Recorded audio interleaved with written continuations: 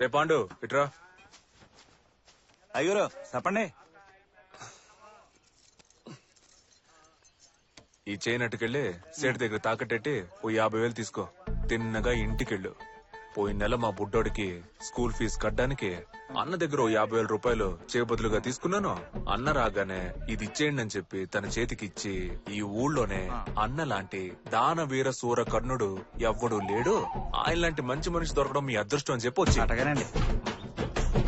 రే సూరిగా ఇల్రా. నువ్వు పాండి వెనకాలే వెళ్ళు. ఆడొచ్చి వెళ్ళిన 10 నిమిషానికి నా ఇంటి ముందు నుంచొని బావా బావా నరు. నీ పెళ్ళానికి పురిటి నొప్పులొచ్చాయి, అర్జెంట్ గా హాస్పిటల్లో చేర్చాలి, 50,000 రూపాయలు కావాలని ఏడ్చి మొత్తుకో. తను నాకు ఫోన్ చేసిద్ది, నేను డబ్బులున్నాయో చూడు అంట. దానికి తను ఇప్పుడే పాండు అనే వ్యక్తి తీసుకున్నప్పు 50,000 తిరిగిచ్చాడు అని చెప్పుద్ది. అది నీకిమ్మంట. నువ్వు ఆ డబ్బు తీసుకెళ్లి సేటికిచ్చి చైన్ తిరిగి తీసుకొచ్చి వెళ్ళు. సరేనండి. ఈ పత్తి వ్యాపారం ఏం తక్కువ లేదు. గొడౌన్ లోనే పడుంటే పత్తి కూడా పనికిరాదు. ఆ పెహని పత్తి గోల. పెళ్ళైన మొదటి 3 నెలలు మొగుడికి చాలా కీలకమైన టైము. ఈ టైంలో మనల్ని మనం ఎట్టా చూపించుకుంటామో అట్టాగే లైఫ్ అంతా చూస్తారు. నా మొగుడు ఊళ్ళో పలుకుబడున్న మనిషి, అందరూ ఆయన దేవుళ్ళ చూస్తున్నారు, ఈ ఊళ్ళో అన్ని మంచి పనులు ఆయన వల్లే జరుగుతున్నాయి అని పెళ్ళని నమ్మితే చాలు. జీవితాంతో మన మాటకి ఎదురు చెప్పే సీనే లేదు. ఎరగేసావు. దీంతో మీ వైఫ్ క్లీన్ బోల్డ్. సాల్దు. పెళ్ళాం అనే బ్యాట్స్మెన్ కి వదలకుండా యాకర్ వేస్తూనే ఉండాలి.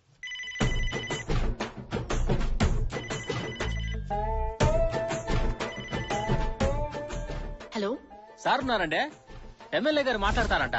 లేదు, బయటికి వెళ్లారు. మొబైల్ నంబర్ చెప్పమంటారా? వద్దు, ల్యాండ్ లైన్ నెంబర్ లో మాత్రమే ఎమ్మెల్యే గారు మాట్లాడతారు. వచ్చే 10వ తారీఖున జ్యువెలరీ షాప్ ఓపెనింగ్ ఉంది. సార్ వచ్చి రిబ్బన్ కట్ చేయాలి. సరే, నేను చెప్తానండి. సార్ బాగా బిజీ అని తెలుసు, మీరు తేదీ నోట్ చేసుకోండి. Hello hello, I'm bank manager Mr Rahul speaking. I want speak Mr Veera. Where are your husband? Hi, I'm Keerthi, his wife. He's not at home this moment. I think he'll return in next 30 minutes, but may I know what is this in regards and which bank it is? Okay, finishing.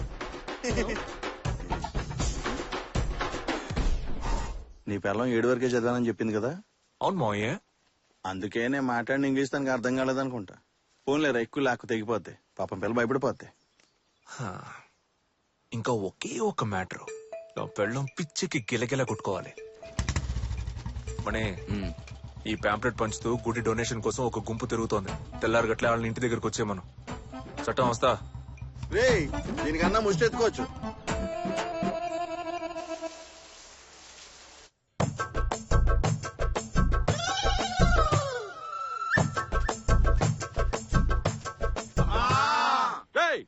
మనం ఏమన్నా ముష్టెత్తుకోవడానికి వచ్చామా?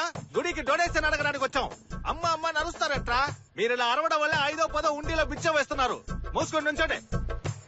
అమ్మా అమ్మా, ఎవరు? అయ్యగారు లేరా అమ్మా? స్నానం చేస్తున్నారు. ఏంటి విషయం? వచ్చే శుక్రవారం జడల మారమ్మ గుడిలో జాతర ఉంది. మీరే అయ్యగారికి చెప్పి డొనేషన్ ఇప్పించాలి. తీసుకోండి, వెళ్ళి అయ్యగారికి చూపించండి. ఏమండి, డొనేషన్ కోసం కొందరు వచ్చారు. ఆ బీరో డ్రైవ్ లో 1,00,000 రూపాయలు క్యాష్ పెట్టాను, తీసిచ్చే. 1,00,000 రూపాయల? అవును. డొనేషన్ అంతెందుకు ఇస్తున్నారండి? ఇచ్చేటప్పుడు లెక్కలు చూడకూడదు, చెప్పింది చెయ్యి. తీసుకోండి. ఏంటమ్మా డబ్బులు అడిగితే పాత చింతకాయలు తెచ్చావు? అయ్యో, డబ్బులు 1,00,000 రూపాయలు ఉన్నాయి. ఓలమ్మో, లచ్చుందా? అవును, 1,00,000 రూపాయలు. ఎవరమ్మా మహాన్ బాబుడు? నా హస్బెండ్. మీరు ఒక పని చేయండి, ఆ మహాన్ బాబుని తీసుకుని జాతరకు వచ్చేయండి. ఇద్దరికి కలిపి VIP దర్శనం, పులిహార, లడ్లన్నీ ఫ్రీ అమ్మా. ఉంటాను తల్లి, టాటా. వదండ్రా.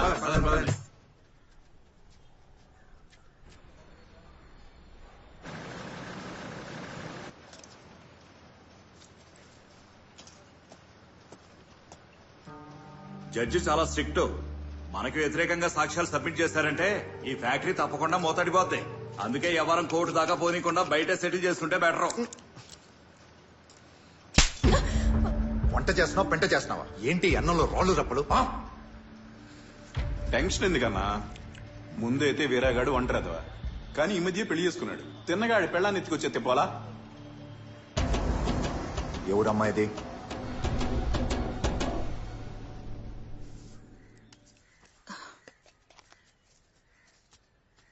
వస్తాను.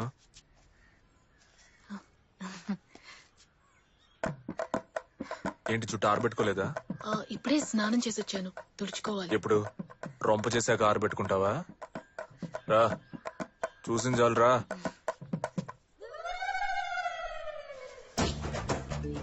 నేను వచ్చిన కాడిని చూస్తానే ఉన్నాను, నువ్వు జుట్టుకి సాంబ్రాన్ని ఎట్టుకోవట్లే. అసలు మీ అమ్మ నీకు ఇదంతా నేర్పించలేదా? జుట్టు పెంచుకోవడం గొప్ప కాదు, దాన్ని చక్కగా కాపాడుకోవాలి, అదే ముఖ్యం. లేదంటే జుట్టు రాలిపోద్ది.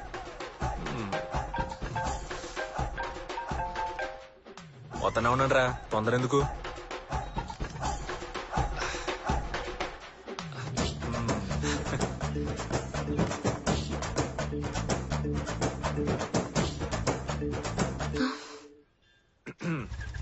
ముగ్గు భలే అతను.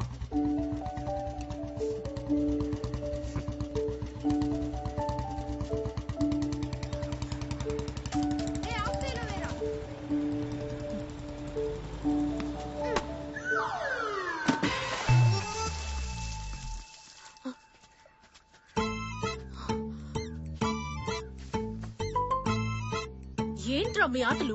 ముగ్గంతా మీ వల్ల పాడైపోయింది చూడండి. ముగ్గెందుకు ఇక్కడ వేసుకున్నారు మీరు?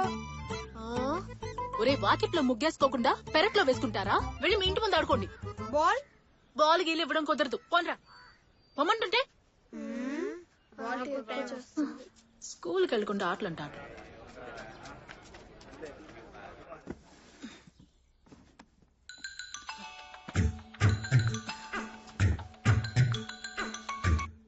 హలో, ఫ్రెండ్స్ తో మధ్యాహ్నం భోజనానికి వస్తున్నా. కోడి కూర వండేసి. నాకు కోడి కూర వండడం రాదండి. హలో హలో,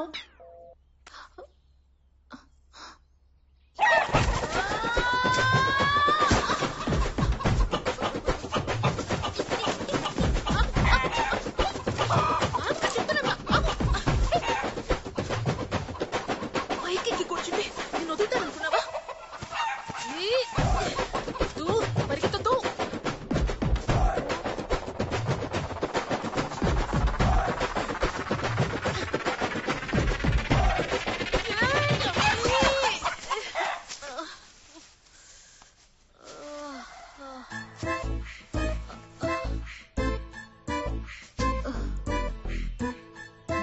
కోడిని పట్టుకోవాలా? పట్టిస్తే బాల్ మాకు ఇచ్చేస్తారా?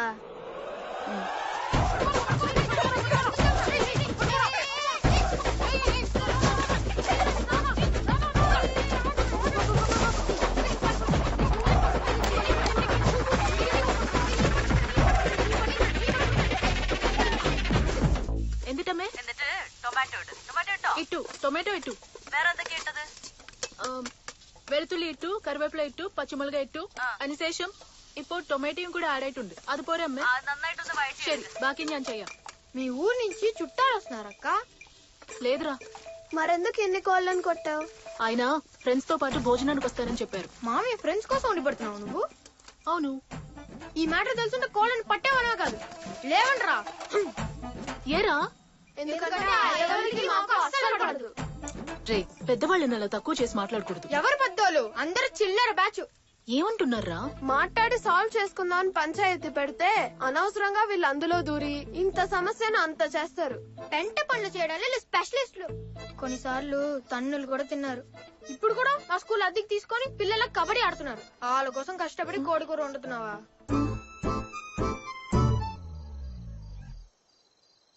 కోడి కూర వండమని తినడానికి రాలేదా? అందుకని నువ్వు తినకుండా కూర్చున్నావా? ఇదిగో పిల్ల, మొగుళ్ళు తిన్న తర్వాతే పెళ్ళాలు తినాలంటే మనం జీవితాంతం పస్తులు ఉండాల్సిందే. వాళ్ళు బయటేం ఎక్కువస్తారు. ఆస్తి ఎంతున్నా ఎన్ని రోజులని పని పాట లేకుండా కొంపలో పడి మెక్కుతాడు. ఈ పాటికి సగం ఆస్తి తగలెట్టేశాడు. ఇక మిగిలింది ఈ ఇల్లు, ఆ తోట ఒక్కటే. ఇవి కూడా చేయి జారిపోకుండా నువ్వే చూసుకోవాలమ్మా. పాపం ఆ పిల్లాడు చిన్నప్పటి నుంచి తల్లిదండ్రులు లేకుండా పెరిగాడు. వాళ్ళ మావయ్య చేతసప్పు మాటలు వినే ఇలా అయ్యాడు. నువ్వైనా మంచి చెడేదో నేర్పించమ్మా. 30 ఏళ్లుగా గాలిద వల్ల తిరిగిన ఈ సన్నాసుల్ని మన నెత్తిన అంటగట్టి పెళ్ళం రాగానే మారిపోయి మనకు కట్టుకుని తిరుగుతారనుకుంటారు ఈ మాయిదారత్తులు. వీళ్ళని మార్చడానికి మనం వచ్చాం, లేదా ఈ యదవుల కోసం మనల్ని కనిపడేసింది. 30 ఏళ్లగా ఈ ముష్టి నాయాళ్ళని మార్చలేని ముద్రనష్ట పత్రం ఎందుకున్నట్టు ఏం పీకినట్టు.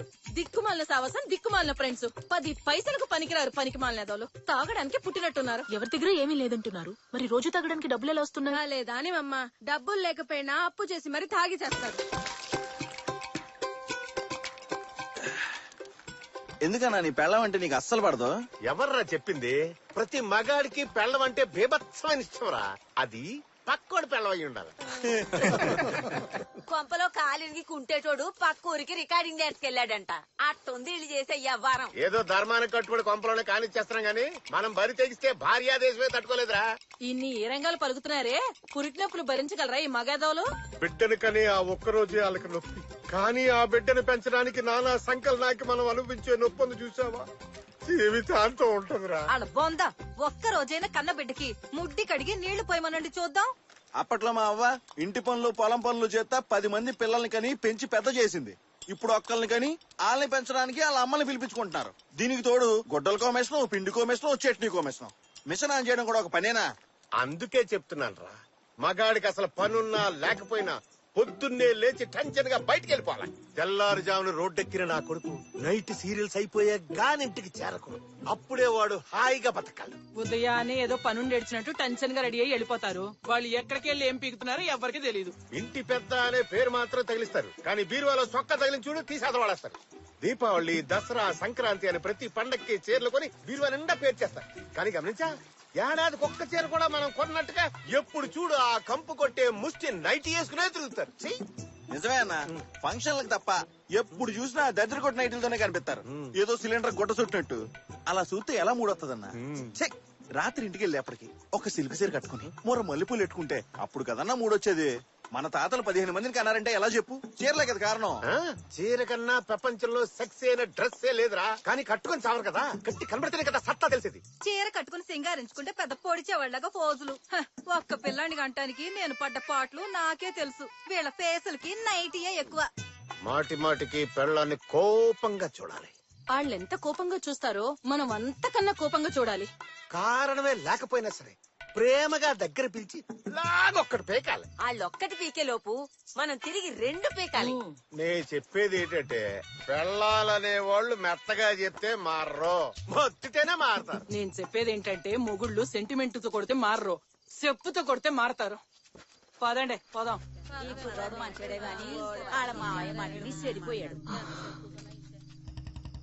అల్లుడు ఒకసారి ఫోన్ ఇటీ. ఏం మాంసు? మీ ఆవిడతో ఒకసారి మాట్లాడాలా? ఇదిగో మాట్లాడి. ఏం మాట్లాడమంట? అదే మధ్యాహ్నం చేసిన కోడి కూరను వేడి చేయమను. మల్లె పువ్వులు లాంటి ఇడ్లీలు 2 వాయిలు పొయ్యి మీద పెట్టమను. మనం ఇంటికి వెళ్లే లోపు ఇడ్లీలు వేడి వేడిగా తీసి పెడుతుంది. టైం కరెక్ట్ గా సరిపోతుంది. తీయట్లేదు మాంసు. ఇడ్లీ తీయట్లేదా? ఫోన్ తీయట్లేదు మాంసు. ఏంటి మాంసు, ఎందుకు ఆపమన్నావు? నీతో మొత్తుకున్నాను కదరా, పెళ్ళ ముందు పళ్ళు ఇకలొచ్చొద్దు, స్ట్రిక్ట్ గా ఉండు అని చెప్పానా? విన్నావా? స్ట్రిక్ట్ గానే ఉన్నాను మాంసు. స్ట్రిక్ట్ గా ఉంటే ఫోన్ ఎత్తాలిగా. నువ్వు మళ్ళీ ఫోన్ చేయి. మొగుడు ఫోన్ నుంచి ఫోన్ వస్తే ఫస్ట్ రింగ్ ఎత్తిందా అది మంచి పెళ్ళం. ఆ దొంగ మొహంతో ఎత్తలేదు కాబట్టి అది ఖచ్చితంగా పెంకి పెళ్ళం. తను అట్లాంటిదేం కాదు. నేను చెప్పేది నగర సచివాలుడు. అర్జెంట్ గా ఇంటికి వెళ్ళి నీ పెళ్ళాన్ని కంట్రోల్లో తెచ్చుకో, లేదా నీ జీవితం మన చుట్టూ ఆ చట్టంగా సంకరాకపోద్ది. అల్లు నేను ఇంకా ఎక్కలేదు.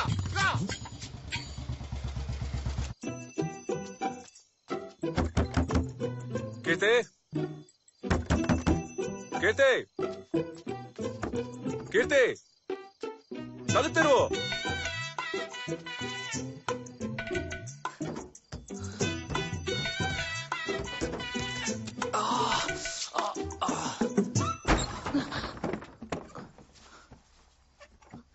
ఎందుకని వెనక వైపు నుంచి వచ్చారు?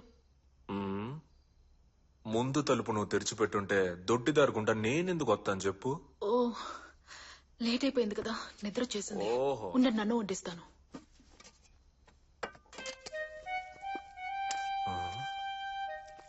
మామ్స్ చెప్పింది కరెక్టే, దీన్ని ఇంకోలా డీల్ చేయాలి. రండి, వచ్చి భోంచేయండి. ఏందది? అన్నం. అన్నం కాదు, పొద్దునుండిన అన్నం. ఎవడైనా రాత్రి తాగొచ్చి మిగిలిపోయిన సర్దికుడు మెక్కుతాడా? తాగొచ్చారా? మొగుడు నైట్ లేటుగా వచ్చాడంటే తాగొచ్చాడనే అర్థం. అది ప్రశ్నించే హక్కు పెళ్ళానికి లేదు. ఓ, పెళ్ళం ప్రశ్నించకుండా ఇంకెవరు ప్రశ్నిస్తారట?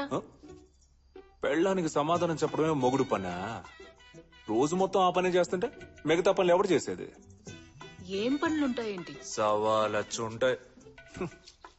మొగుడంటే ఏంటో చెప్పనా? రోజు ఉదయాన్నే బయటికెళ్లి రాత్రి ఇంటికి వచ్చే వరకు ఎంతమందిని కలవాలి, ఎంతమందితో మాట్లాడాలి, ఎంతమందితో గొడవ పడాలి, ప్రతి రోజు ఒక యుద్ధం లాంటిదే మొగుడికి. న్యాయంగా మాట్లాడాలంటే యుద్ధంలో గెలిచి ఇంటికొచ్చిన మొగుడికి ప్రతి రాత్రి ఆడి భార్య చక్కగా హారతిచ్చి బొట్టెట్టాలి. ఎవరికి? ఊరంతా బలాదూర్ తిరిగొచ్చే పనిలేని మొగుళ్ళకా? ఏందే? తెలుసండి, మీ గురించి మీ గుంపు గురించి అంతా తెలుసు నాకు. అన్నీ అంటే? అన్నీ అంటే మొత్తం అన్నీ. ఎలా తెలిసింది? తెలుసుకున్నాలే. ఓ,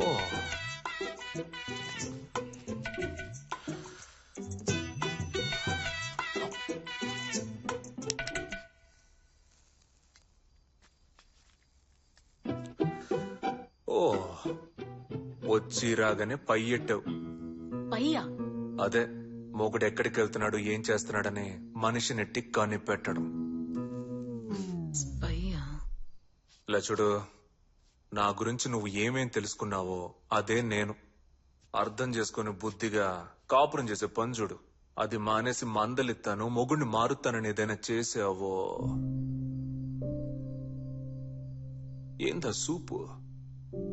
చాలా మంది కారణమే లేకుండా పెళ్ళాన్ని కొడతారు, కానీ నేను కారణం ఉంటేనే పెళ్ళాన్ని కొట్టాలని ఒట్టెట్టుకున్నా. నా చేయి చూసావుగా,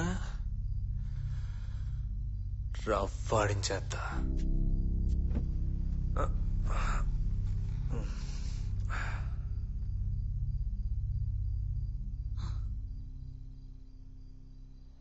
ఏందే కేసు? మీ గ్రామానికి నీటిపారుదల పథకం కింద ప్రభుత్వం 15 లక్షలు విడుదల చేశారు. మీరు ఆ డబ్బు దానికోసం వాడకుండా మీ సొంత పనుల కోసం వాడుకుంటున్నారని కేసు పెట్టారు. అయ్యో, ప్రభుత్వం ఇంకా డబ్బే శాంక్షన్ చేయలేదు, అంతలోనే సొంత ఖర్చులకు వాడుకున్నారు, మొత్తం దోచుకున్నారు. ఏంది నసా? పోయిన నెలే డబ్బు మంజూరైనట్టు మీరు సంతకం చేసి తీసుకున్నట్టు క్లర్క్ సాక్ష్యం చెప్పాడండి. అన్నాధారాలు పక్కాగా ఉన్నాయి. ఏంది మాంసు? ఏంది పంచాయతీ? మన క్లర్క్ అడ్డం పెట్టుకుని ఎవడో గేమ్స్ ఆడుతున్నాడు వాళ్ళు. ఎవరు మాంసు? సంఘ సేవ చేస్తే ఎన్ని కామనే. ఉన్నోళ్ళు వదిలేస్తారు, లేనోడి దగ్గర దోచుకుంటారు. నువ్వు చట్టంతో మాట్లాడి బెయిల్కి ఏర్పాటు చేయి. పదవే.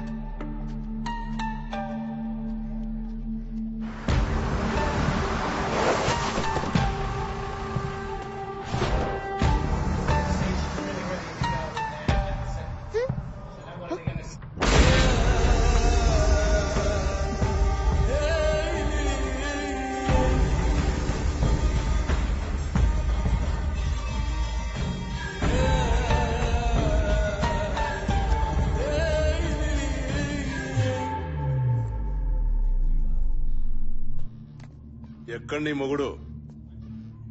ఆయన లేరు, బయటకెళ్లారు. పెళ్ళైన కొత్తలోనే పెళ్ళాన్ని కొంప కుదిరేసి ఆడు బయట ఏం బిగుతున్నట్టు. చూడడానికి పక్కగా ఉన్న బలవాల్సిన చోట బానే బలిసి కసకలా ఉన్నావు. కేరళలో పెళ్లి చేసుకోవడానికి నీకు మగడే దొరకలేదా? ఆంధ్ర దాకా వచ్చి అటు ఇటుగా చేసుకున్నావు. പെൺകുട്ടി കേരളാവോ? ഞാൻ 5 വണ്ടി 5 മുறை നോക്കി മനസ്സ് വിട്ട് നീങ്ങില്ല. നീ നോക്കിയാ? నోకియా కాదురా, శాంసంగ్.